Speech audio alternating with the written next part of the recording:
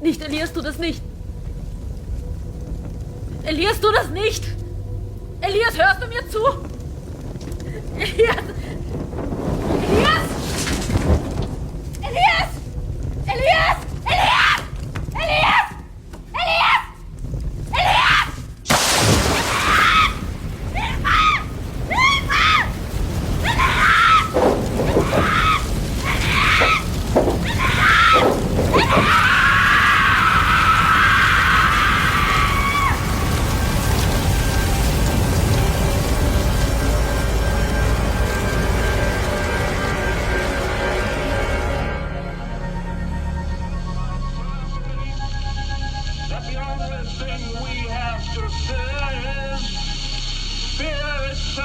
No. Be afraid. Be very afraid. There's nothing to fear except God. Whatever that means to you. Do I look like someone who cares what God thinks? Why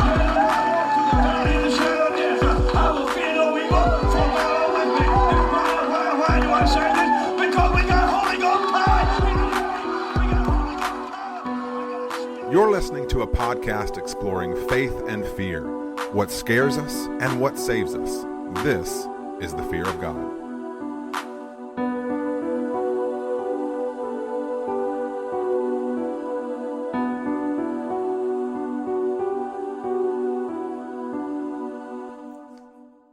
Hello and welcome back to another episode of the Fear of God podcast, my favorite podcast, your favorite podcast, every fogger in the world's favorite podcast. Speaking to you right now, this day after Halloween for us recording, for me recording, I don't know where the us came from just there.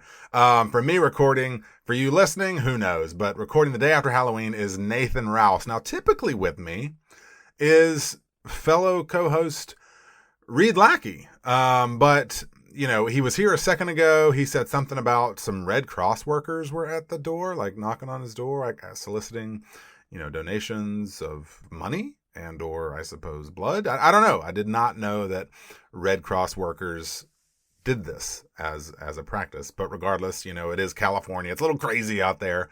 Meanwhile, while he is away, permit me to entreat you, to implore you, to come awful close to begging you. Go leave a rating, go leave a review, subscribe to the Fear of God podcast. We would love that. It would make us feel good. It would probably make you feel good. It makes everybody feel good. So we are beginning today. We are re-engaging with a series began in September. That of Speaking in Tongues. We took a break in October for I Love the 70s, which was a lot of fun. We are now re-engaging Speaking in Tongues for a second phase. If you want to know the like hearty, rich, warm blanket version of what Speaking in Tongues is all about, go listen to our The Wailing episode from the beginning of September. You can catch up on kind of the deeper, longer version of what Speaking in Tongues is all about. That said, at its most basic, we are attempting through our little podcast to show solidarity with brothers and sisters throughout the world, recognizing that Jesus is on every road. And we are doing that by highlighting foreign language horror cinema. Specifically today, we will primarily be discussing Goodnight Mommy, which is a film out of Austria. Additionally, as part of Speaking in Tongues, a portion of every merch purchase you make at the TeePublic store, search the Fear of God podcast, all one word, goes to the Florence Project, an organization doing really good work at our border, the U.S.-Mexico border. Speaking of merch purchase, go make one.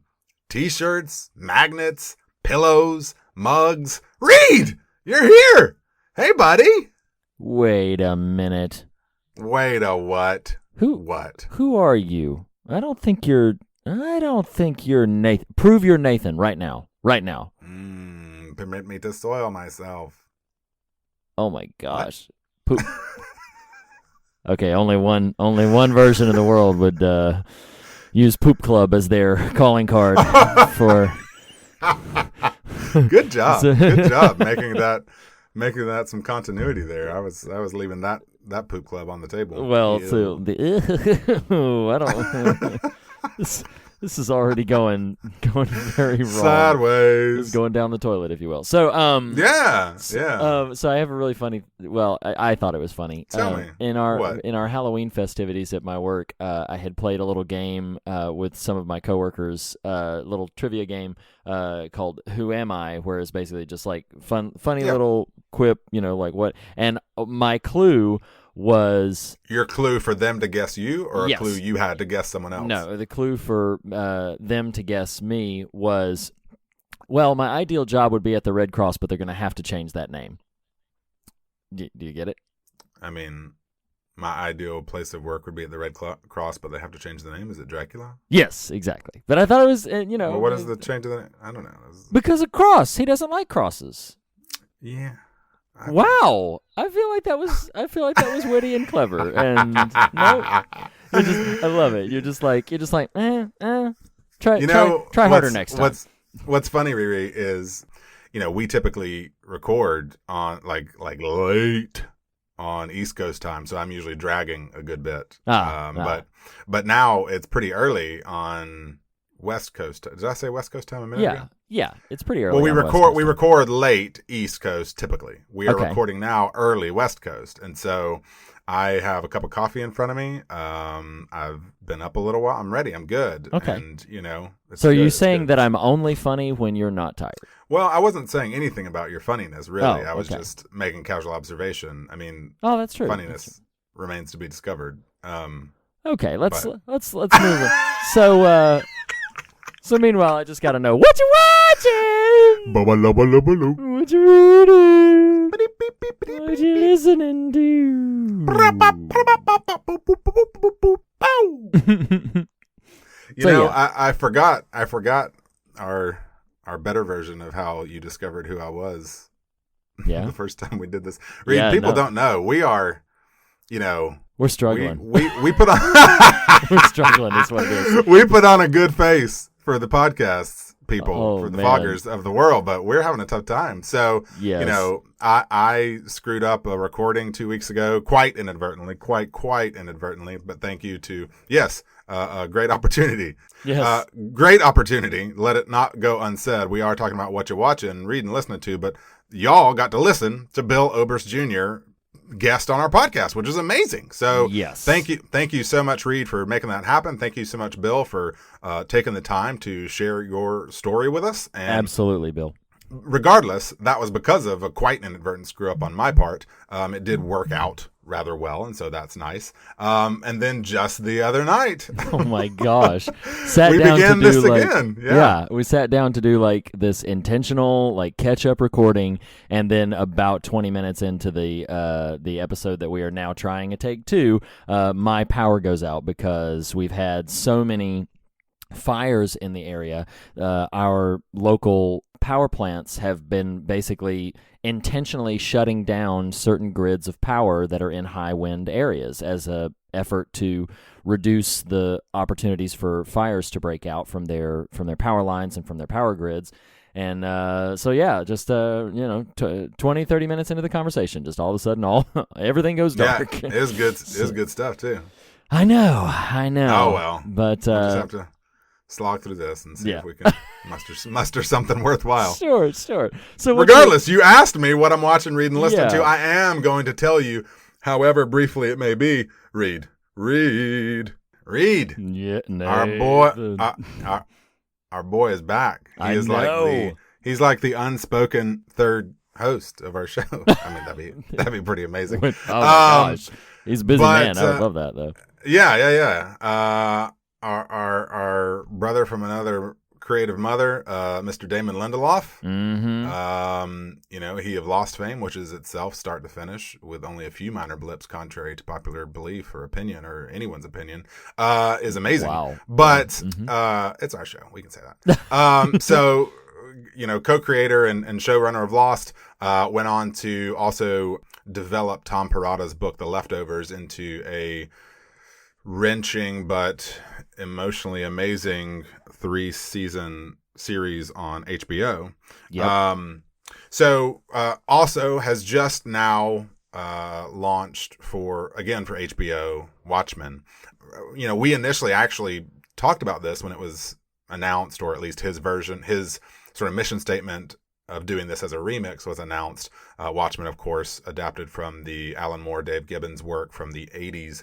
And, for me personally, I don't know about you, but I am an appreciator of Watchmen. I don't dislike it. I don't love it. I like it and respect its sort of place in the kind of larger comic publishing canon. But not avid about it. I'm kind of right with you. Yeah. So I was a little unsure. And then when his sort of mission statement, this remix notion came out, I was like, okay, that sounds intriguing. I will say, as of this recording, there's only 2 episodes out, and I love it. That's awesome. It's amazing. I mean, the first episode, within minutes, so this is not a spoiler, within minutes, you are sort of, sledgehammered with the sort of potent sounds fun. Storytelling. Yeah. It's like a watermelon at a Gallagher show. Oh my God. I was not ready for this. Just Right. Well, yeah, that feeling might happen because in a way that the Watchmen book does not do, but sort of like the film Joker, and maybe someday we'll return and talk about Joker, but sort of like the film Joker, things like it in this current era are kind of Trojan horsing deeper conversations under the banner of an IP. You know you're right. Right. Watchmen, the show, within seconds you learn this, so again, not a spoiler, is a very direct, almost assaultive conversation about race in America. And it's startling and amazing and impressive and surprising, and I'm really anxious and excited to see where the series goes. Regardless, awesome. They ask in the series who watches The Watchmen. I am watching The Watchmen. That is amazing. That's awesome. Yeah, I have not, as of this recording, checked anything out for it, but it is on my radar, and I hope to get to it very, very soon. Well, make haste, brother. I plan to. So I want to make one little comment here. I have been, as listeners were sort of given the opportunity to see or to hear about on our special Halloween bonus. If you haven't checked it out, go check it out. I've been making my way this Halloween season through the classic Universal monster films with my son, and he was very excited to come onto the show for a brief little bonus chat. He gives his little mini reviews of each of the films and ranks them, and it's lots and lots of fun. So go check that out. So that's basically what I've been watching as well. Listeners were entreated to 20 minutes of that if they subscribe to the feed. So I won't go into that here, but go check that out. My son is adorable, and I love chatting with him about those kind of things, and loved watching. That was a lot of fun. You'll appreciate this. So, one, it's very cool that you were able to have that experience with him walking through those films. Yeah, it was great. Where I'm going with this is a little similar. I have not begun this yet, but planted the seed for it. So followers of us on Insta, and it may have shown up on the Facebook page, I can't remember, but will know, and I referenced this a couple weeks ago, that we did go to Disney and did spend a lot of time, a lot of calories walking, and far too much money on a week vacation there for my 40th birthday. Well, part of it, come to find out, my middle child, who's 9, is our resident kind of daredevil. She loves the thrill rides and stuff. Specifically, loved the Tower of Terror. And I kind of planted the seed. I was like, you know what? She may actually be into something like the original Twilight Zone, and that would be a fun kind of pretty mild access point. Sure. In terms of intensity and stuff like that. Yeah, absolutely. So we have not begun that, but the seed is there, and she has asked about it. Oh, if you do, boy, let me know how that goes, because that sounds really, really great. And I can tell you from experience, like once they get into something like that, it's a pretty incredible like bonding opportunity. There are multitudes of others, but sure. Like I sometimes cannot pull my son away from his video game, but I would get home, and then as soon as I would get home, and I'd be like, "Hey, want to watch Bride of Frankenstein?" Man, he would run, turn it off, and sit right down. Like it was priority viewing for him. So it was, it was awesome. really, really cool. So I would encourage that for anybody. Like find something like that, link it up with your onboard child. Yeah, find a child somewhere, preferably your own. But This is getting weird real fast. So that has been another installment of What You Watching? What You Reading? What You Listening to? Yes. So Read, yeah. You know what? Yes. We're gonna do it. You know Do what we're it. gonna do? What are we gonna do?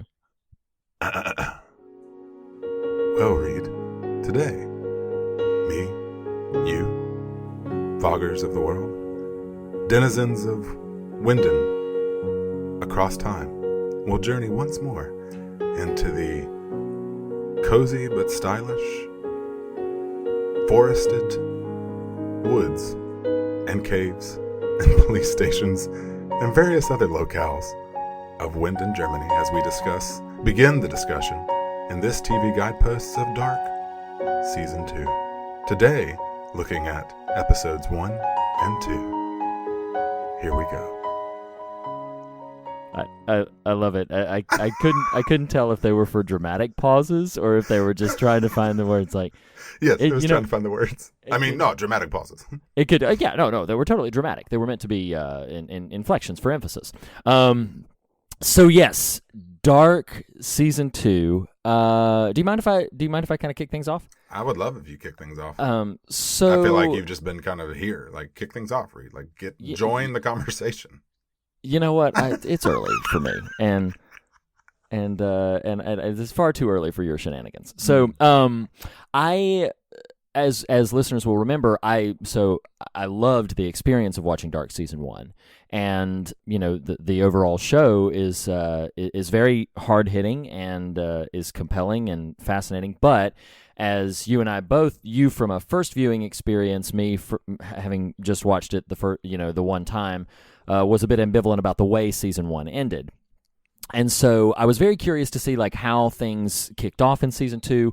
I will say that for these first 2 episodes, it does feel a bit the way the initial parts of Season 1 felt, in that there's just feels like there's a lot of stage setting. There's a couple of new characters popping in that, of course, may have some tremendous impact or some complicated histories. We have gone now to a brand new time frame in the opening scene of the first episode because we didn't have enough of them, so let's just go ahead and add on another era that we have to navigate. But so my initial sort of dive into this is not rabidly affectionate at the moment, but that's not to say that it's bad. It's still compelling. It's still the caliber of the craft of writing and production values are still very high. It's just in these first 2 episodes, it's very clear, or it appears to me, that they're just sort of setting the stage for threads that they're going to connect towards the latter part of the season, or perhaps even midway through the season.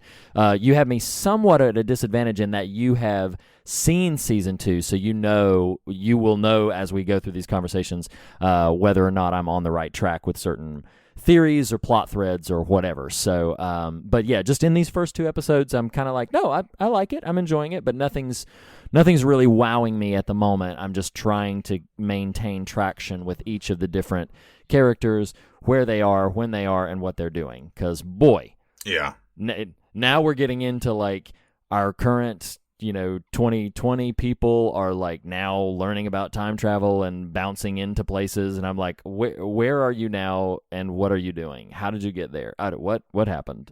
So yeah.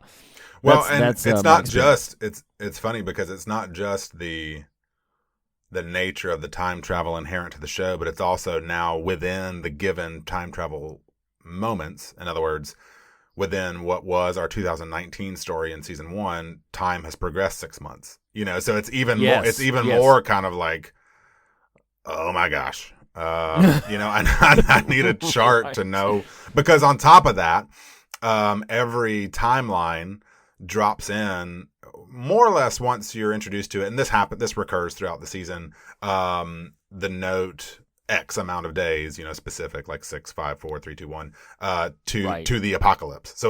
So you aren't just keeping track of where in time we are. You aren't just keeping track of when in a given era you are based on your relationship to season 1. You're also keeping track of, okay, at the same time, there's a thing forthcoming that I'm need to be aware of as a viewer, and clearly some of the characters have some knowledge of. Right. I will say this: I won't spoil overall feelings about the season. I have finished it. I did begin it at about 1 a.m. the night we finished our recording of season 1. You know, our conversation about season 1. I jumped right back into it. And I did not finish a whole episode that night, but I did start it just to get a feel for it. I gotta be in Winden for a few minutes. Yeah. I gotta know. I will say this as a tonal spoiler: episode 6 of season 2 might be my favorite full episode of the series. It's really strong. Okay. General notes on episodes 1 and 2. We do get 2 primary new main characters, that of Clausen, the investigator, and Adam, the sort of mysterious figure in 1921. I will admit a little bit of disheartenment when we first meet Adam, just because I think something I love so much about season 1 is how conventional genre storytelling is in the background, whereas kind of character interactions are in the foreground. And I feel a little bit like when you introduce a character like an Adam, who's clearly meant to be propped up as this kind of big bad of the season, you are right. You are with great intention foregrounding those genre conventions. You know what I mean? Absolutely, yeah. And I'll express a bit of sort of echo when Adam was introduced, which he's discussed in the very first scene of the not the very first scene, but like, you know, in the first sequence of the first episode of season 2. And so when I believe we meet Adam for the first time in episode 2, am I correct about that? I'm trying to. Yes, I believe it's not an episode. Correct. He is. You're right. He's referenced. Well, no. See, I think we do meet him. We do meet him in 1. Do we? Because he's talking to adult Noah in 1921. That's okay. So that's the scene I'm remembering, but I couldn't remember if that was in episode 1 or episode 2. But I will say I had another sort of like moment where I was sitting there. I was like, Adam's somebody we know already. Like I didn't have a theory on who, because I was like, this is too early in the season. This is too new of a character. I don't know a scope for theorizing like who they might be or whatever, but I was immediately sort of postulating that like I think Adam's probably going to be somebody that we know. And then I have progressed a little bit further than we're talking about in this conversation, so I won't say what the show gives me, but I remember feeling, even just in that initial meeting of Adam, where I'm like, okay, Adam's somebody that we already know. I remember feeling like, oh my gosh, how long can this show? And this is not a ding against the show. This is a legitimate question, because if they manage to pull it off, I will simply stand up and applaud rather than cite it as a frustration. But I was like, how long can they pull off this whole characters in different contexts that you find out are the same people? Like the scene in episode 1 where old Noah is sitting on the pew next to young Noah makes my head hurt. I know. Well, you know, oh something that gets discussed in episode 3 or 4, I can't remember, that isn't a plot spoiler, so I'm going to bring it up here, and I wish we had sort of known to bring it up in season 1 because it plays a role in there. And this was only illuminated to me after our conversation, and I started diving into some season 1 interviews and whatnot, is this thing presents itself verbally in season 2. I don't think it does verbally in season 1, but it's called the bootstrap paradox. Yes. And it's really fascinating because I didn't catch it the first time I watched season 2. That's what it was. I finished season 2 and then started consuming interviews and audio stuff about the series. Gotcha. And that's when this concept of the bootstrap paradox really registered. And the bootstrap paradox is an actual kind of, you know, metaphysical theory about, I suppose, directly time travel, but specifically the notion that the bootstrap paradox sort of posits the notion that ultimately a thing can have no beginning or end. There is no source point for a particular object based on this sort of rule of time travel. Specifically, you can look at, I'm sorry to cut you off, but you can look at the book Journey Through Time from season 1 that does reappear here as a real direct illustration of the bootstrap paradox, which is to say,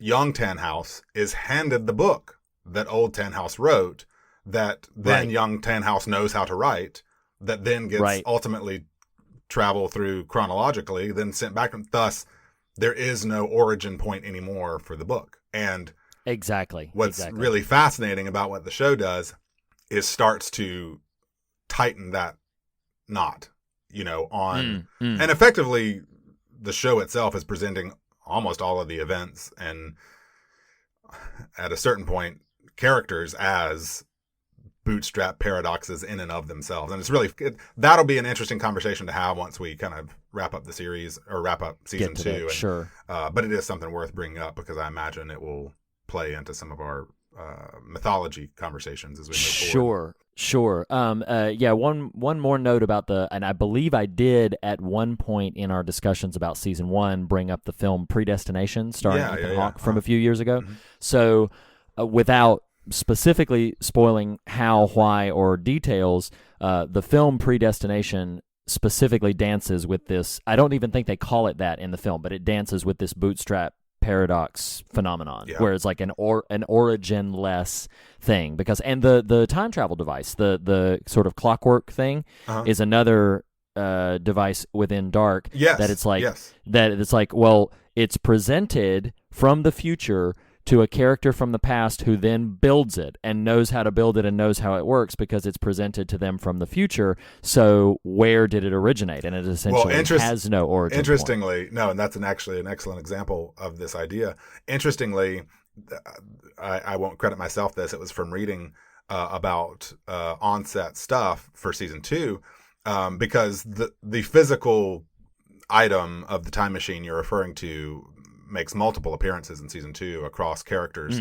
And the showrunners, because they kept getting questions from cast who are trying to piece their brains together themselves as they're doing these scenes, the showrunners had to continually reiterate there is only one.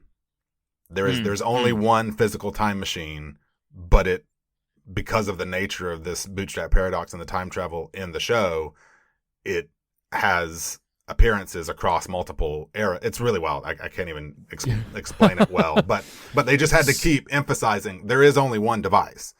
It's just you as a viewer are seeing it in multiple places, which just kind of makes your head spin. Right. A few quick notes before we part from these. One, we will return to this, but I'm stating right now that though I was right about intentionality around young Elizabeth's not being taken on the road in season 1, I was wrong about the who and precisely about the why, though I was approximating the why. Gotcha. So that'll be fun to come back to. Reed, Patchy's here, and not only is Patchy here, he has Ken that we didn't know previously, and he's got a brand new patch. Papa's got a brand new patch. What are you gonna do? Papa, he's got those some snazzy glasses right there. It's like no. I'm like, this is my rock star look. Like, Papa's got a brand new patch. No. Are you familiar at all? This is super random with the Wolverine character's persona of Patch. No. So in the 80s, Chris Claremont, who's credited with much of the X-Men's sort of claim to fame in terms of their notoriety in the 80s and early 90s, in writing the character Wolverine, I don't even know why this happened, but Wolverine had to kind of disappear for a season of publishing time and of his own life or whatever, and he exiled himself to the country of Madripoor. Madripoor is this Asian nation just brimming with crime. It's like the Mos Eisley Cantina, but as a country. Anyway, while there, Wolverine walked around with a patch and named himself, I'm not making this up, Patch. And people didn't know it was Wolverine. Hairstyle the same. Right. He's short. He's short. He's got claws, and his hair looks like him, but that is not Wolverine. Look at that patch. Like Like, come on, Look at Wolverine that doesn't wear a patch. Who do you think you are? Right. Like, Wolverine no, can that's see. not. He's got a healing factor. He doesn't Come need on. no patch. Now that Plus, that might be Nick Fury. Right. But I mean, he clearly told us his name is Patch. Right. So conversation over. Okay. This is not. Turns this out is his not real Wolverine. mutant power is misdirection. It's like when somebody would when the vampire would introduce himself. My name is Dr. Acula. What? Or aren't there some I know this happens in the Castlevania video game series, but is there not? Does it take place in any of the film mythology that he's referred to as Alucard? I'm like, come on, y'all. Yeah. Like, come on, just back it up a little bit. I've got one last note on Dark, and then I want you to finish, and then sure, you can take us out, or I can take us out, whatever. Yeah, no problem. One thing I don't like that, again, doesn't feel like it stands out as much in season 1, though maybe I was just kind of beguiled by the overall kind of mystique of season 1. I really didn't like it. Maybe the first episode, or maybe the second one, when Charlotte, and correct me if I'm wrong, but the notion of Charlotte's parentage being important whatsoever feels like it doesn't happen at all in season 1. No, I agree with you. I didn't remember that at all. Yeah, and then all of a sudden she's all worked up about who her parents are in a way that I was like, come on, y'all. You're so good at subtlety here. This is not subtle whatsoever. Guess what, viewers? We're going to be discussing Charlotte's parentage this season. Bet you didn't see that coming. Yeah. Yeah. So, yeah. No, I completely agree. I have 2 sort of notes, and then, we'll close the segment. But so my one big note is of these first 2 episodes, it is my only major love, and but it's a production note. The visual imagery of what I guess we could deem this God particle that they're talking about, it is the dark matter substance thing that I presume makes this time travel possible. The visual imagery of that is stunning. Like the shot that when a character is in the same room with that thing as it is swirling and chaotic, it is profoundly effective. So it's not on the screen for very long, but those scenes where it is, in tons of conversation about good CGI, bad CGI, whatever, this is spectacular. I mean, it is clearly a, an animated thing, but it looks amazing when characters are looking at it. So that's a real God particle. I wondered. I was like, you know what? Can you get those from Amazon? I mean, like you can just like, oh no, I need a God particle for the thing. It's like $9.99. Same day shipping. $9,900,000, right? Right. So the other note that I have that I did appreciate this part of it, though similar to the Noah and Noah scene, made my head hurt a little bit. So Jonas, I can't remember if it's in episode 1 or episode 2. I think it might be in episode 1. Jonas, older Jonas, who we last season referred to as Trenchcoat Man. Older Jonas straight up shows up at his doorstep and like introduces himself to his mother, Hannah. And so they have this extended conversation where he convinces her that shows her what happened with Mikkel, and that like, hey, Mikkel is the one that grew up and became your husband and my father and everything, like takes her back in time and shows her that. So what I really got excited about and am very curious to see where they go with it is as characters began to sort of talk about the thing that is at the substance of it. Like it's something that frustrates me in some of these mystery shows is when like some characters know it, but then they just talk in riddles to other characters. They're you can't understand. So I really appreciated that so early in this season, they just go ahead and like, no, we're going to put Hannah and Katarina and the Dopplers and older Jonas, we're going to put them all in a room and have them staring at the... We're not there yet, but yeah. Is that for later? Yeah, that's 3 and 4.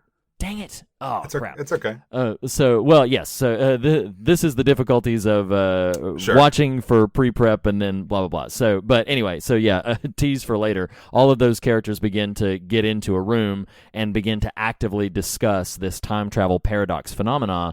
And so I really appreciated that they start to bring that in. So in episode I'm sorry. Go ahead. No. Before we close it down, so how much of that can you remember how much of that has progressed by episode 2? At least some of it has Only happened. at the end of episode 2 does Elder Jonas take Hannah back and show her Mikkel. Okay. All right. The sitting in a bunker, everyone sitting in a bunker stuff is 3 and 4, or maybe just 4. I can't remember. But it's funny you say that because, and we'll dive into that more specifically next week, but one thing I struggle with this season is it's almost like this inversion happens from season 1 in terms of the plotting where, oh my gosh, now everybody knows everything, and it literally is now a show just about everybody talking about time travel. And that becomes kind of hard to make. It is an exposition heavy season. But that said, at least part of what you're identifying is an aspect that I do love about the series is when real life characters interact with the super real or the supernatural things they're encountering. And Hannah's response to being shown Mikkel in 86 is really powerful and really effective because what that scene does is, one, it does show the thing I do love about the series is showing the human response to these things. It's a very humanized sort of reaction to this, kind of insane revelation, but also having to grapple with that. It's funny though, because you referenced this, and this is in 1 and 2. We'll talk about this as we go, but some character motivations I struggle with, like Elder Jonas showing up and just being like, "What's up, Mom? It's me. Yeah. I'm gonna Airbnb for a little bit. Oh, guess what? Here's all this grandiose, super metaphysical mythology. I'm gonna cram down your skull in a scene or 2. Yeah, it's just it's kind of like, wow, goodness gracious! Like, it's funny because you reference on previous sort of sci-fi genre stuff where people speak in riddles around. It's like, well, now I'm kind of torn. Do I want riddles or do I want the truth? I don't know. Somewhere in the middle. But regardless, This is like a Watchman sledgehammer to the face, and I don't know. I don't know exactly what to do. And he's not the only one doing it, because like this is happening a lot. You get older Noah in a scene with younger Noah. You also have older Jonas talking with Hannah, and then you have older Claudia going back and talking to younger Claudia, and like sitting in the same scene, like sort of setting the stage for all of these different things. Gosh, I keep thinking of like, I know we need to move on, but we see older Ulrich in this one. I actually right? love that. Yeah. It's like he's just sort of been chilling out in giving some props to international correspondent Vera Gowdy. Foreign correspondent Vera Gowdy. She made a reference when she featured in our dark conversation in September about the casting. I mean, oh my gosh, that's not the same actor, but doggone if they don't resemble. They really amazing. Look, yeah, it's alarming. It would not surprise me. I didn't look this up. It would not surprise me to find out that in the real they were somehow related. But it's the casting is impeccable. They really do a great job. I'm glad you brought that up because I actually loved that because. And a critic of my responses could say like, well, nothing makes you happy, Nathan. Like, maybe, but I do know Reese's pumpkins make me happy, and I've had far too many of those in the last 24 hours. But Egon, 86 Egon, going to now 86 Ulrich is a really amazing scene to me. Like, I love it's powerful. Yeah. When and this is what I mean by someone could say I'm never happy with what they give us. Like, I don't want a bunch of characters talking about all the conventions. I want to see how the conventions affect the characters. And that's a really powerful illustration of that. No, I think that's an astute observation. I agree. And I think that's where that scene gets a lot of its power is you know it. You're just like, and I had said in one of our episodes in season 1, I was like, presumably Ulrich will never make it back from the 50s into, back into his proper time. And so, here we are in the 80s, seeing him having aged. And it makes perfect sense because what is fun about the show is it does beg those questions a la Miko and Michael okay, well, if this happens, then how do more people not know about what's going on? Well, because they thought Ulrich was crazy and put him in a psych ward. Like, that makes perfect sense. Yeah, exactly. Yeah. It's so great. So yeah, I am. So while even in these 30 minutes we've been chatting about the show, my eagerness and appreciation for it is building. So there's definitely, even though these first 2 episodes are stage setting, there's definitely some very interesting stuff going on. I'm excited and curious to see where season 2 goes from here. But that has been another walkthrough, a new walkthrough of Dark Season 2. Episodes 1 and 2, a longer than anticipated, intended, and perhaps desired for our time constraints walk through episodes 1 and 2 of Season 2 of Dark. Join us next week as we return to the psych ward, to the Airbnb that is the Conwald residence circa 1986, to various other German locales as we engage Dark Season 2 episodes 3 and 4 on Netflix. Reed, we're back. We are back. Okay, so do it. Listeners don't know that we have that we do have kind of a hard stopping point that we have to sort of meet. So I don't want to shortchange this conversation, but we're back into Speaking in Tongues, Volume 2. And we are kicking things down with a film that I find tremendously powerful. I'm very curious to hear some of your specific thoughts about it. It is a film called Goodnight Mommy. The proper title is Ich sehe, which translates in Austrian to I see. And it is it's a film by a directorial team. I am going to apologize beforehand about these names because I'm doing the best I can, y'all. But I believe it's pronounced Severin Fiala and Veronica Franz are the directing and writing sort of pair for this film. This film was released back in 2014, I think, ran a number of festivals and has, hit the radars. It's as Nathan had mentioned earlier, it's an Austrian film. I believe it was submitted as a candidate for an Academy Award nomination, but did not actually receive a nomination, but has gained a tremendous amount of conversational acclaim. I see it literally when I was scouring, like, hey, what should we be talking about, and what's in the conversation out on the internet and everything. Goodnight Mommy is one of the 3 or 4 films that showed up on, I think, every single one of the best foreign language horror films, and they would bounce in and out of different ranking places, but Goodnight Mommy was on, I believe, every single list I looked at. It's very talked about. It's very highly acclaimed. And it is very effective. It's a complicated film. It's a somewhat complicated narrative, somewhat complicated theme. I know you had probably heard about it before, but you had not seen it. This was a first viewing for you, right? Oh, definitely. Yeah, I knew. And, I mean, it's arguable if I'd even heard of it. I mean, maybe just in the ether, but not with any recollection. And did you, as you're prone to do, did you go in with no prep? You just sort of started the film? I saw the cover art and knew something about 2 boys and a mom. That's about it. Okay, yeah. It's a very... So the premise, in brief, is... So when you first see that mommy, I was like, damn! Right. So I was like, good night, mommy! Get her off screen, quick! That's your good night, mommy. This is this episode's, oh man. Good night, mommy. So the premise in brief is that there's lots of information that the film does not hand to you very deliberately. But when we meet these characters, there are twin boys living in a somewhat a nice, somewhat remote house that it's just these twin boys and their mother. And the first time you see their mother, she is heavily bandaged about the face in a way that is, I'm sure by design, very alarming.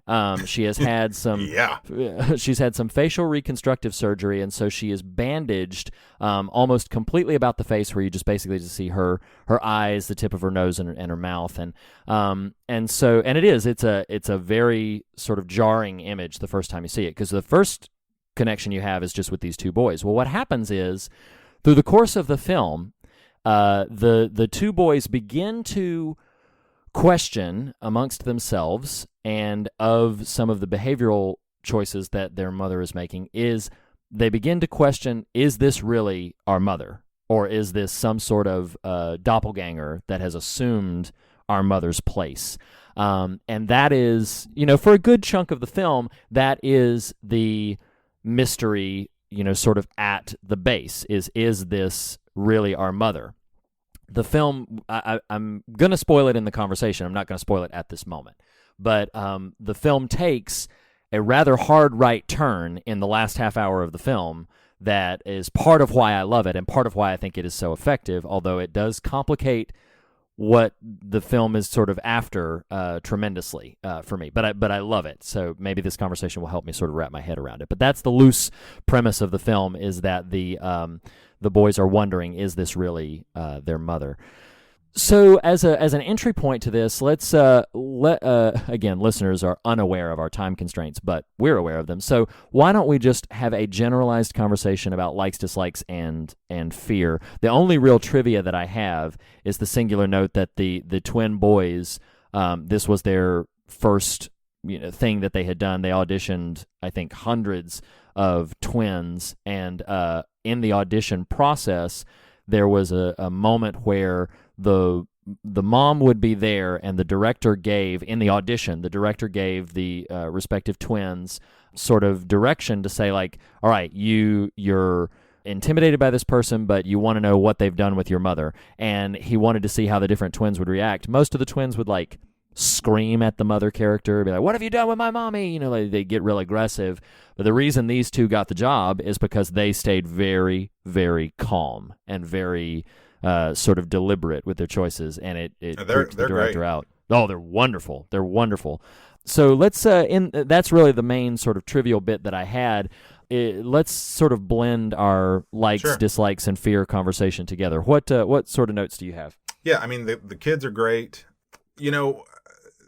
This is one of those fun ones where knowing nothing kind of aided the experience. Because it's funny where the movie goes. Do you want to just tell where the movie goes?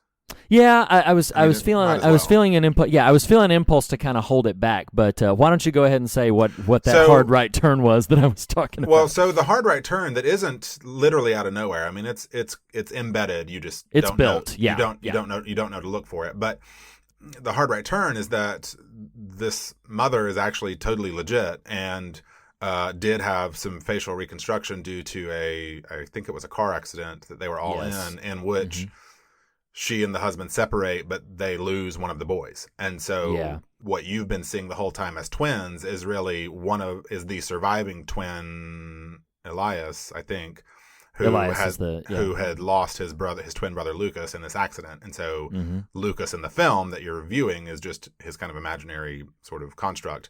And so by the end of it, what you think are two boys being oppressed by a possible imposter, they end up on purpose-ish, kind of, because of just psychological trauma, torturing the mother to death. Oh my gosh. Which is terrible. And it's awful. So that matters. The punchline there matters for my initial take on the film, which was, these two boys, look at this. It reminds me of growing up with my brother, and they're belching together, and they're punching each other. And I was like, they're so sweet. Oh, my gosh. And then all of a sudden it's like, good night, mommy. Oh, my God.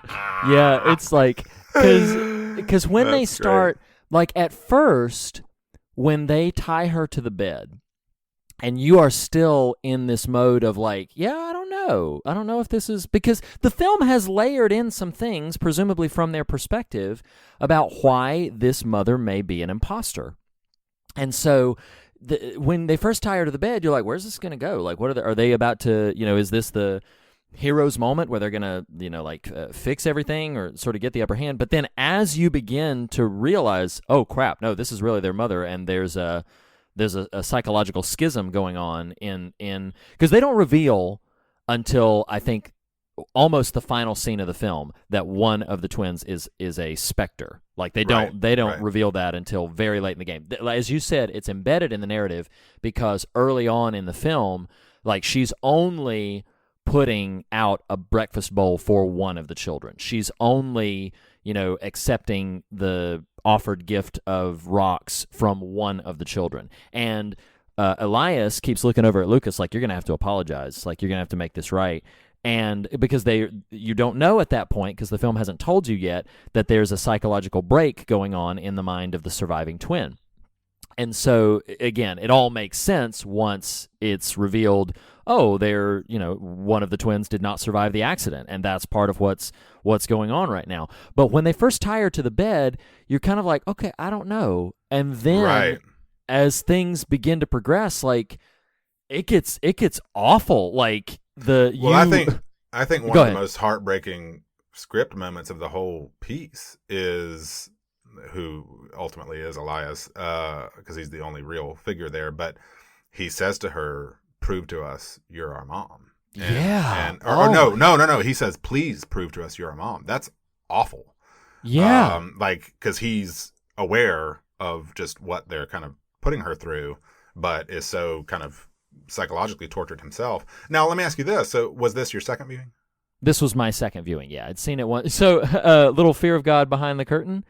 The first time I saw this film, listeners don't know this, but way back in the day, we recorded on our John Carpenter series for episodes 7, 8, 9, and 10. We recorded those all on the same day. I had the day off work, and my family was out of town, so it was just sort of a relaxed day for me. And in between recording sessions, I was checking out various films that had been on my radar. On that day, I saw Goodnight Mommy for the first time. It was in between our recording sessions of that big John Carpenter marathon. Gotcha. I had seen it for the first time. But yeah, so this was my second viewing. Well, because then what did you initially make, or did it even register for you? Because you alluded a minute ago to things like just the one plate of food out, these clear notes that if you don't know are there, you won't know are there. Right. But, it registered immediately to me when I didn't know what it was registering, but just the discordant nature of, or the dissonant nature of, when Elias is on the boat at the very beginning calling for Lucas. If only because more or less once you see them together, they're never not together. And so it registered for me that you did see this scene where these two boys are not together, which just registered as, okay. So I guess that's a long-winded way of saying I do have a question around a particular scene, but ultimately it revealing itself that one was not really there. I'll position it this way. I was ready to love the film. I do love the production design, just this real Spartan aesthetic house. It looks great. General film craft is super strong. There's a great score. The performances are fantastic. It's creepy as hell. It's so creepy. And to be fair to the criticism I'm about to make, I don't know that an alternate interpretation would have been reasonable or convincing or realistic in a way that made sense. But once it was revealed, it was like, oh, okay, well, that's a pretty direct and the only real answer here. That's couched in a sort of reality. Does that make sense? Okay. Which was the only answer that one of the boys is not really there, and that he died in a thing, yes, and that this information has just been obscured from your kind of comprehension. Yeah. So partly because and a scene I struggle with, and help me couch this somewhere, is her weird walk in the woods where she strips down and has this Doctor Strange moment out in the woods where she's seeing all the alternate futures. I'm making a jokey Infinity War reference there, but no, of course, has this real weird visual effect happen to her head. Like, that moment, I was like, okay, whoa, something is jacked up with mommy, and right, and she's the bad guy. So then when it's revealed to be not that at all, and more or less we're meant to believe she is who she says she is, I don't know what to do with that weird scene. So I may be wrong, and I've not researched any sort of particular commentary on that scene, but you know what I'm talking about? Oh, I know exactly what you're talking about. I view that scene, again, I could be wrong, I view that scene as an extension of, I view that scene did not happen. That the whole like wandering out in the woods and everything, that did not actively occur, that instead that is an extension of the boys' sort of paranoia about what is off with their mother. Now that's a very broad brush to sort of dismiss the scene, and perhaps too reductive of me to do so, but at least from where I'm at right now, I position that scene as an extension of their distrust and paranoia, not as an actual occurrence of the mother trying to accomplish something, because it could be viewed one. It's either it really happened, it is an extension of the mother's psyche, or it is an extension of the boy's psyche. At the moment, I don't believe it really happened, because to your point, it makes almost no sense in the context of everything else that came. Yes. And so, I'm open to, because I've only seen the film once, and so I wasn't tracking, I wasn't measuring every scene versus the context of a given scene. So I'm open to the notion that, okay, there's some context clues around that scene that would indicate a dream sequence or whatever, which is sort of fine.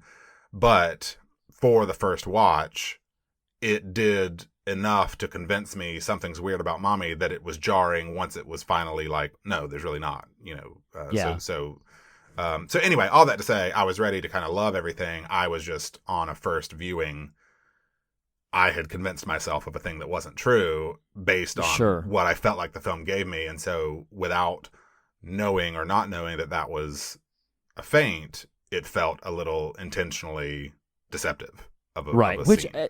And I'm totally with you on that. And that's part of why I view it as like you just described in your way to try to contextualize you as the viewer seeing that scene. It gave you evidence to believe something's wrong with mommy.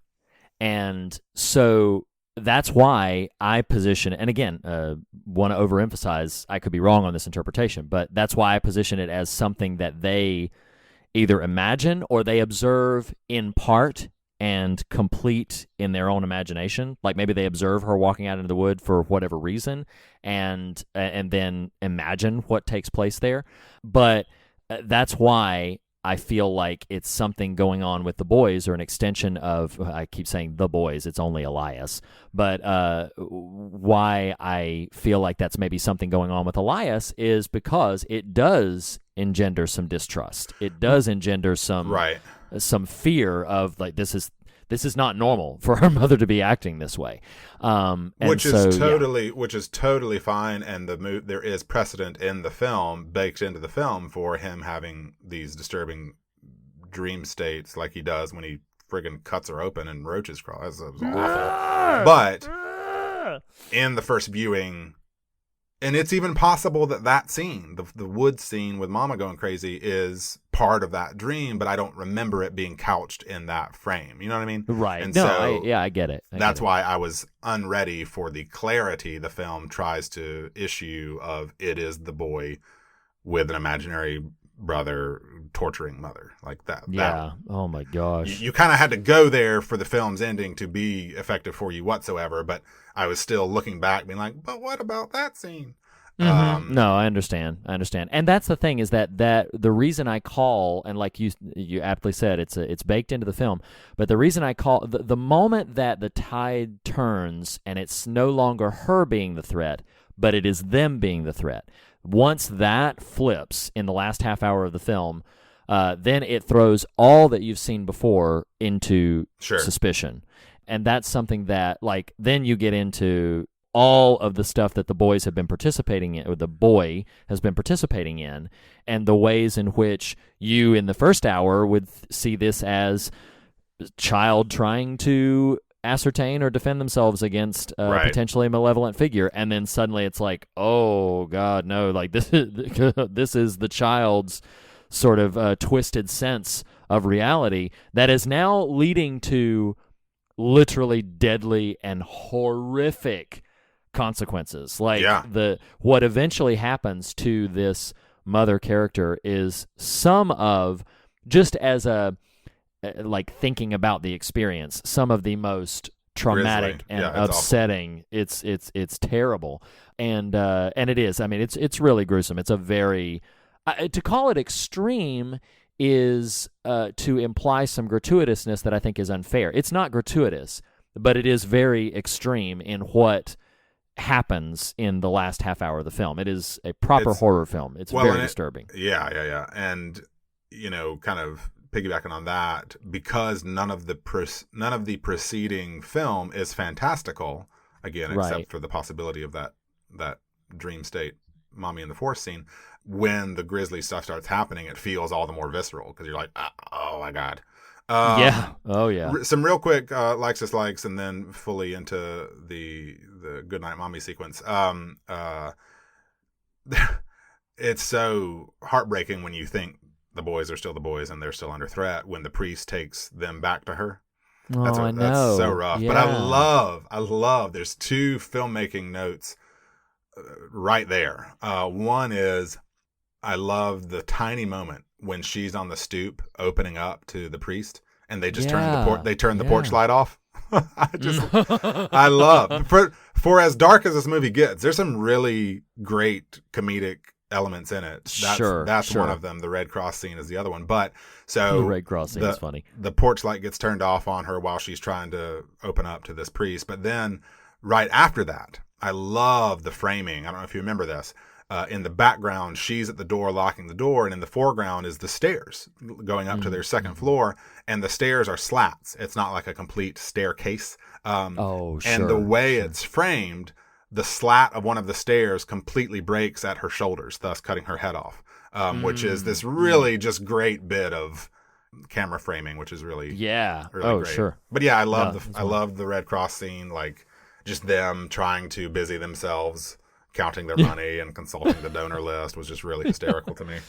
Yeah, and what's great about that scene is that is humorous and properly humorous. And then they offer the money and it's like, should we take this from a child? Like, right. Sure. I mean, I guess we can. We can take it from a child. So what is happening in that moment is they've got, at that point in the film, they've got mommy tied up upstairs. Yeah. And they've got her, her mouth is taped shut at that point. And the Red Cross people are downstairs. Mommy is trying desperately to wiggle the tape off of her mouth so that she can scream for help. Meanwhile, the boys are trying to get the Red Cross people to leave. That part's humorous, but then bleeds into one of the more disturbing elements of the things because she, as the in a terrible bit of timing, as the Red Cross people have just left, door's been shut, she gets the tape off of her mouth and begins to scream for help. The boys, in response to that, super glue her mouth shut, which is just it's really awful. Well, it's really, really awful. I hesitate to use this word, but the payoff for even that is just one of the. Ooh, I'm getting nauseous just thinking about it. listeners can't see how much we're visibly squirming with each other. It's just we're visibly squirming with each other. It was a weird statement you just made. Right. You made it weird. Good night, mommy. Okay. Good night, lackey. Let's dive full force like a roach down the throat to these scares. Yes, the first image of Mama when you have no clue, like I did. I had not seen any behind the scenes footage. I had not seen promotional stills. I did not see a trailer. So all I know is the title and these little boys. And look, aren't they so sweet? And oh my God, there is Jack Nicholson Joker bandaged up after he gets some Ace chemicals in the face. Mommy looks scary. She does that, and then come on, Reed, come on, man. I feel like you're trolling me with some of the choices you make. You're you know what? Nathan really hates roaches. Let's make this the year of the cockroach trauma movie. You've got Creepshow. There was another one. What was the other one? There's a third out there. Babadook. Oh, Babadook. And then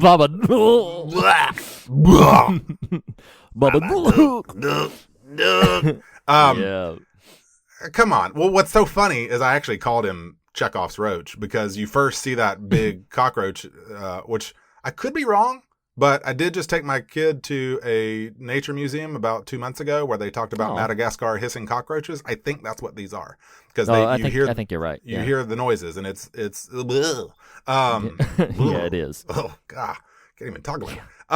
But you see that first one in the bathroom, I was like, that's not good. That's coming back. Little did I know, not just that. Oh, by the way, there's like a terrarium full of these giant, nasty cockroaches, which just ain't good night, mommy. And then not only that, but oh yeah, by the way, what? Read, come on. Like, come on. That might be one of the most horrifying things. Like, the fact that it's playing in my head as I'm talking about it, just, ugh. Yeah, it's awful. Oh, by the way, listener, if you're not going to watch this movie, creepy kids who you don't know are creepy and one's not even there, like to taunt and torture mommy in the middle of the night, put one of these big-ass roaches on her, which, oh, by the way, crawls up on her face, oh, by the way, then proceeds in her mouth. What? Crawls in her oh, mouth. my good night, mommy. Come on. Pardon me. That shit ain't right. Oh, my God. Well, and then, like, in that weird fantastical dream sequence, they cut off her belly and, like, out they pour. Well, that one you at least know it's so crazy it's not real. Like, I don't know that mouth cockroach scene ain't real. Like, oh my God, they position that as pretty real. Did you know that the trailer edits that? Do you remember the scene in the movie where she eats the cracker, which is really random and weird? Oh, yes. You know what I'm talking about? Yeah. So they come in while she's sleeping. They then leave. She opens her eyes and just chomps down on a thing. You learn she's got a cracker in her bed. The trailer edits this in such a way that they show the cockroach in the mouth scene. They edit in another shot. They edit back to the same frame, but it's her crunching on a thing. So they make you think, yes, that's how the trailer edit. I just put it out there on Insta this morning. I saw it. It's nasty.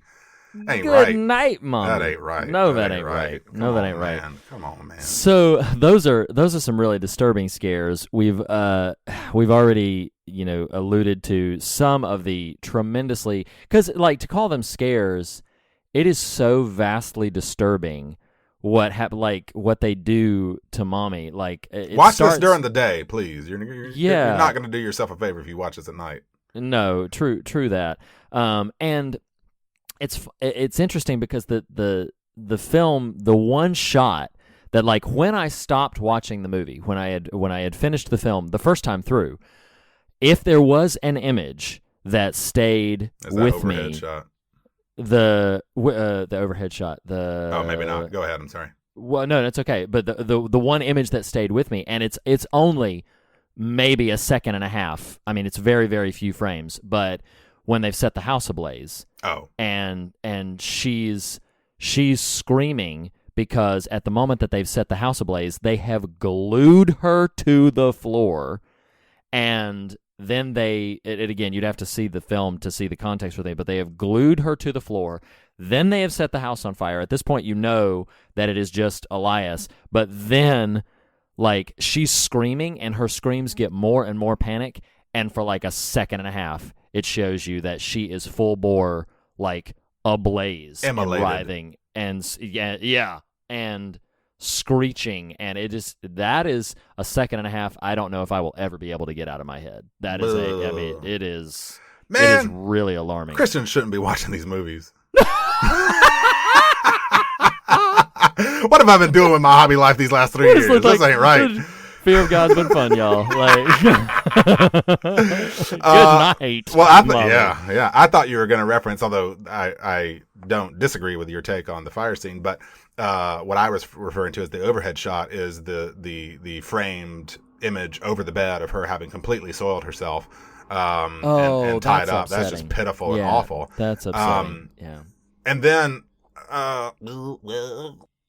as I mentioned, the payoff of the super glue scene when they like snip her super glue back open and miss and like a 13-year-old boy shaving for the first time clip her lip and it just gushes. Oh my gosh. Yeah, it's awful. Oh my gosh, it's terrible. And of course she's screaming the whole time. Golly. Read. Man, it's pretty awful. Let's yeah, it's end really this quick. Like, good night, fear of God. Oh my God. I've seen the new Suspiria, and the gross in Goodnight Mommy rivals and or exceeds that.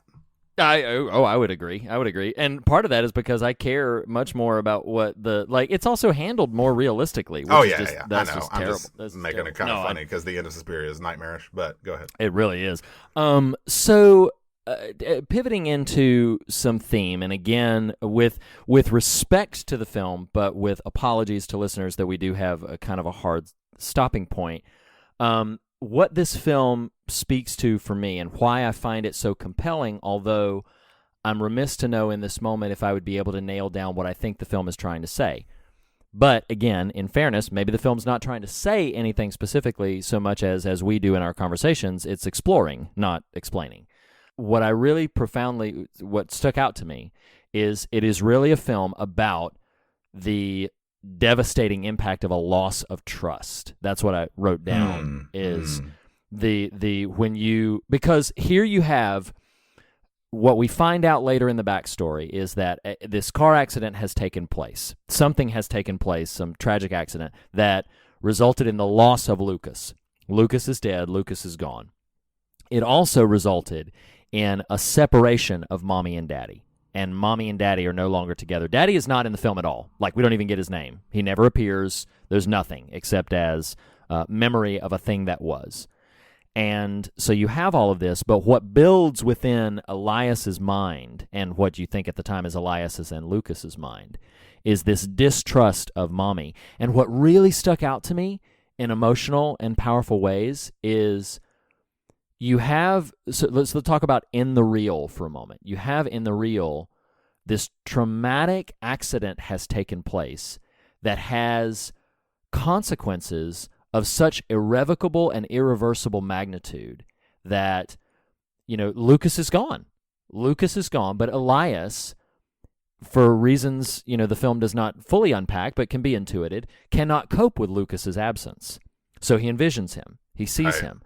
And this, for me, having seen it a second time, and this is what I'm grasping with right now, is the distrust of their mother that develops through the course of the early parts of the film could be seen as an explosion of a fundamental distrust of, like, this accident has taken place. How could mommy let this accident happen? Like, how could, they're supposed to protect us. They're supposed to be safe. I don't think the film tells us, like, the parameters of the accident, like who was driving, who was at fault, what was the situation. I don't think it really spells all of that out for us, but a traumatic event occurs, and what it does is it begins to plant these seeds of distrust in the safety of the world and distrust in the safety of what you see around you. And that distrust, if given, continued affirmation and reinforcement, can lead to you making monsters of loved ones, making monsters of trusted space in places where you should be helping each other cope, helping each other deal, helping each other heal through this thing that has happened. Instead, it engenders and finds its nexus in Elias begging her to prove you're my mommy. Terrible. And now, now this distrust has so saturated your perspective that that you, the person before you, you no longer recognize them. You no longer see them as who you saw them before. But it's through the lens, at least partially, of how the trauma has affected you, how the trauma has affected them, how the trauma has changed forever the world around you. And mommy, in one of her sort of begging and pleading for them to let her go and not hurt her anymore, promises to pretend Lucas is there. She tries it for, with a statement, kind of tries to reach him and be like, Lucas has died. But then I'll set out 2 bowls again at breakfast. I'll speak to Lucas. Like she's saying she'll play into. Point, yeah. Oh, absolutely. And she's saying she'll play into that. But again, being hard pressed to nail down a specific thesis statement for the film, that theme of the impact of a loss of trust, either through a traumatic occurrence or through a shift in behavior or through something that has just changed about the dynamic of the relationship, that it has devastating consequences. And I think, as a final note, and then I'd love to hear your sort of response to this, that as a final note, like, it is so haunting that the final image we see of them is, so the house goes up. The house goes up in a blaze, and Mommy definitely with it. We can logically intuit, based on the scene I'm about to describe, that Elias also dies in the fire, because then what we see is, after the fire has consumed everything, then Elias and Lucas walk out through this little field behind their house and reconnect with a mommy that they openly embrace, have no fear of anymore. And the mommy, like, one of the final... Sure. I'm gonna challenge that interpretation, actually. Okay, sure. Because I think to take your already very resonant thematic note and explode it, it one of the things that is very clear in the proceedings of this film is just how utterly isolated these people are. And, you undergo trauma and then isolation, and not just them as a family unit isolated, but, the film at every turn props up how solitary their existence is. And yes, the unit, I don't even mean just the boy, but the whole family unit. And, you where I'm going with this ultimately is partly a recommend notion too, that we usually get to, but I would say this is a worthwhile view for horror fans, but it's so joyless, intentionally. I think joylessness is baked into it, because it's about the exploration of what trauma and isolation can breed. And what I was going to say about challenging your interpretation of that final scene, I don't think it's safe to assume that Elias dies in the fire. I think it's safe to assume it's possible that Elias survives the fire, and his already figment of Lucas gets joined by a new figment that he perceives as his real mommy out in the woods. Thus, your isolation is driven through the roof by the fact that now this actual physical boy is alone in the woods and will die that way. Like, oh man, good night, mommy. Gosh. But I mean, I think that's because of the tone of the film, which is stark and Spartan and antiseptic, and just I don't know if antiseptic is the word I'm looking for, but it's there's nothing there. It is these two characters ultimately wrestling with their mistrust of each other.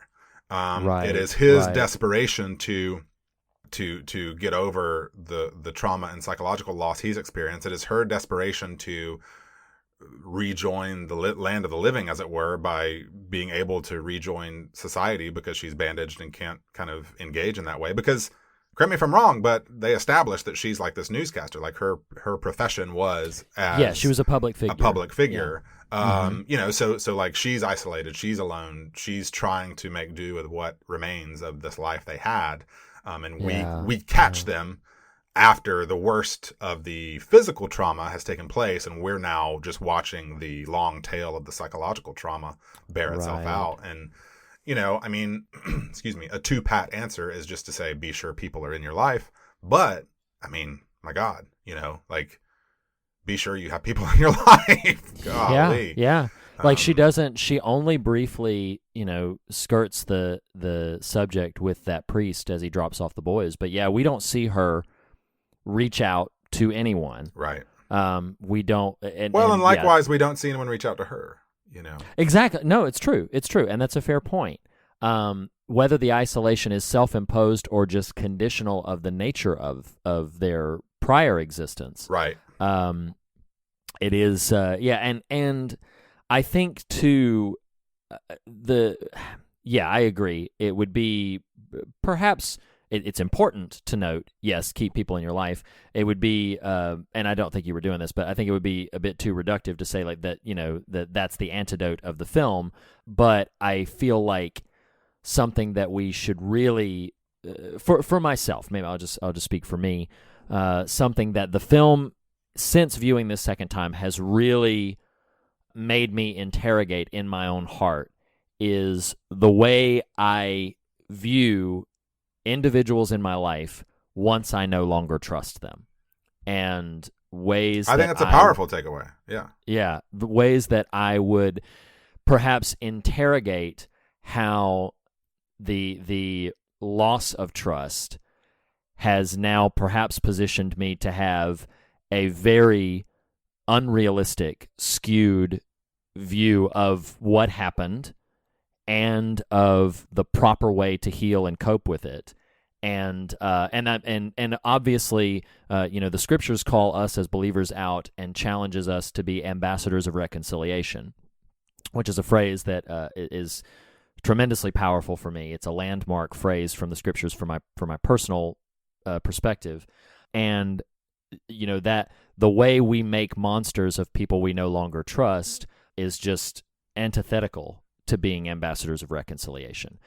Does this mean that you go break bread all the time with people who have tremendously hurt you? No, I'm not saying that. That's not the appropriate takeaway either. I think leaving it at perhaps for myself, perhaps just the question of, let me take a moment and interrogate the way I perceive and categorize and contextualize people I no longer trust, and the place they hold in my life. I think everything you're saying is eminently valuable, and I would add to it that may be helpful to what you're describing.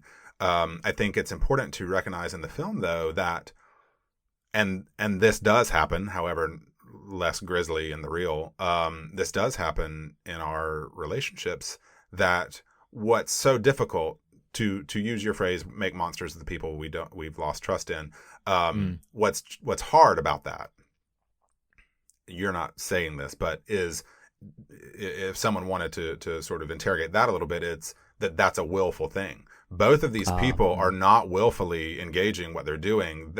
Mommy is it's self-preservation. It's how do I get out of bed in the morning? How do I feed this child who is clearly traumatized that I'm not equipped to deal with because I'm dealing with my own crap. From Elias's standpoint, he's a child and is not mentally and psychologically equipped to wrestle down the trauma he's kind of experienced. And so that sort of making monsters of each other becomes inherent to the scenario itself. It is not willful. And so I think it's valuable to recognize and maybe supplement what you're saying with simply the notion that when trust is lost in a deeply necessary relationship, in this case parent to child, but even it doesn't have to even be that intimate, but just a relationship that is deeply meaningful and valuable, you do have to find something you can trust elsewhere in order to pardon the loftiness of the language, in order to save yourself, in order to ensure your own health and well-being, and the ability to then, if not retrust the former relationship, because sometimes that is irrevocably broken, to at least recognize it and to compartmentalize it in an appropriate fashion, to recontextualize it in a way that isn't perceived purely as willful hurt that broke it. You know what I mean? Yeah, of course. So no, I think those are some very powerful takeaways, and what is a very powerful film. Oh my God. Yeah, I agree. Yeah, so I think we should leave it there, both for our time's sake and the listeners. So let's quickly pivot over to the fog meter, if that's okay. Yeah. So fog meter is our very specific metric of fear and God, how we rate these films. On the fear measurement of Goodnight Mommy, I will lead the charge. Good night, Mommy. This is a traumatic and devastating film. Part of me wants to give it a 9, but I'm going to land at an 8 for the fear measurement. Well, speaking of breaking trust, like, I got so embedded in these boys belching with each other and these brothers, and I was like, oh man, that reminds me of me and my brother when we were little. Like, oh my God, what are these people doing to each other? Oh man, yeah, it is. By the end of this film, it is harrowing, no doubt. I will happily sidle up to your 8 and join you there, but like you, I am tempted for more. It's that intense. But I think 8 is really a fair place to land. Sure. What would you give it for the God meter? Previous to our conversation, maybe kind of low, but I do think the seeds are there. If we are, like cockroaches in the night, willing to swallow the what it gives us. Yeah. I think if the film even marginally intends what we just took out of it, it's got a good bit of stuff on its mind. It's hard to know if the film actually intends that or if it's just kind of the bones are there to build on. But I would say, giving deference to what might be there and recognizing what we took away from it, I'd give it a 6, easy. Okay, yeah, I am going to pivot slightly higher and give it a 7. Okay. For some of the same qualifiers and some of the same defenses that you just gave it, I feel like it's there, it's appropriate, and that means that we give Goodnight Mommy on the fog meter a 7.25, which is a pretty substantive rating for the fog meter's measurement. Yeah, I'm giving quarter points. Don't say something. So 7.25. But perhaps a more complicated question than it should be. Nathan Rouse, would you recommend Goodnight Mommy? I think for horror fans, most certainly. I think for our listeners, most definitely. Unlike a lot of the things we cover, I'm looking at you, Phantasm, there's nothing fantastical about this film. And so the horror is actually far more visceral and grisly and difficult. So it is by no means a casual watch. So I would recommend it for definitely a viewing. It's not, because of what I do think is a pretty joyless sort of, intentionally so, joyless sort of presentation, it would be difficult for me to recommend beyond a single viewing. Yeah, I'm kind of right there with you. I think horror fans who can stomach some grislier and heavier material should see this film. Not even just like, yes, I'd recommend it. If you are somebody whose palate allows for that, you should see this film. It's very affecting. It's very strong. And like you said, for our listeners, if you have even the remotest sort of approach to the types of conversations we have, I think you'll get a lot out of it. So yeah, but as you said, it is not a casual viewing. It is really not. Okay, so Nathan, thank you for enjoying this. So I enjoyed that conversation tremendously. Next week, we're going to be continuing on with Speaking in Tongues. We are going to, as I already unfortunately spoiled some elements of it, we're going to be diving into episodes 3 and 4 of Season 2 of Netflix's Dark. But the main film we're going to be covering next week is a film from 1988. It is a Dutch film, a Dutch/French film called The Vanishing. Its proper title, Spoorloos. And it is not to tilt my hand, it's a fantastic film. Seek this film out. Not to tilt his hand, but he will. Not to tilt my hand, but here's everything. So yes, The Vanishing, we're covering it next week. This is not, and I want to be very specific about this, we are not covering the Jeff Bridges, Kiefer Sutherland remake from the 90s. This is the original 1988 foreign language film. So seek that out. Nathan, thank you so much for having this conversation with me. I know Goodnight Mommy's a heavy film, but I really enjoyed this call. You're welcome, brother. And good night, foggers. Good night.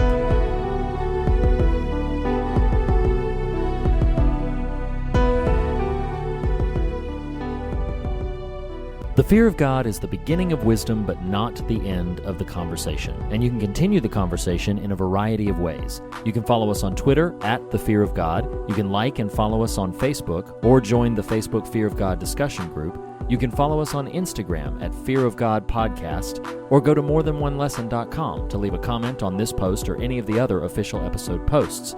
Email us at fearofgodpodcast@gmail.com. Our theme music was composed by Lee Wright and Reed Lackey, and our podcast art was crafted by Jacob Hunt of jacobhuntcomics.com. Merchandise for the show can now be found at tpublic.com. Just search for The Fear of God Podcast, all one word. And last but not least, if you listen to us through iTunes, we would greatly appreciate a rating or a review. Thank you for listening. We'll see you next week.